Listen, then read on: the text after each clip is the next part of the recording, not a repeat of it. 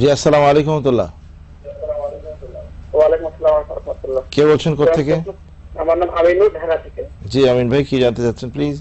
আমার প্রশ্ন হলো যে বেতের নামাজ কি 3 রাকাত যদি পড়ে তাহলে কি 2 রাকাত পরে বৈঠক করতে হবে এবং দোয়া কুনুত পড়ার আগে কি হাত উঠাইতে হবে? এই হাদিস থেকে জানতে চাই। আচ্ছা, প্রথম প্রশ্ন সেটা হলো উইতর।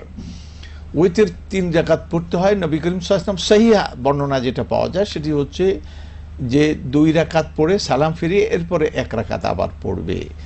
এবং তিনি বলছেন যে তোমরা মাগরিবের মতো করে এই উইতর নামাজ পড়ো না, কারণ মাগরিবের প্রথম 2 রাকাত পরে বসতে হয়, এরপরে তো আমরা যেভাবে হানাফিরা পড়ি, আমি নিজেও হানাফি, সেটা পড়ে আমি এরকম পড়তাম, কিন্তু এখন সহি হাদিস আবু হানিফা বলছেন যে সহাল হাদিস ফাহুয়া মাযহাবি রাহমাতুল্লাহ আলাইহি। তিনি বলছেন যে যখন কোনো সহি হাদিস পাওয়া যায় আমার কথার মোকাবিলাতে সেটি আমার মাযহাব। তা আমি দলিল দিক থেকে এবং ইয়ের দিক থেকে এটাই আমি সবচেয়ে মজবুত মনে করি, সেই জন্য আমি নিজেও এটার উপর আমল করি।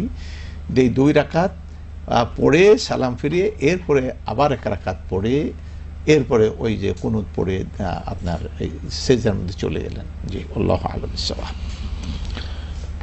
হাত উঠাতে হবে কিনা জানতে চেয়েছি। হ্যাঁ, হাত তো উঠাবেন। জি, হাত উঠাবেন মানে তিনি আল্লাহু আকবার বলে না, কুনুতের সময় দোয়া, হ্যাঁ, ওই হাত তুলে দোয়া করবেন, সুন্নাহ। নবী সাল্লাল্লাহু আলাইহি ওয়াসাল্লাম এইভাবে দোয়া করছেন। জি।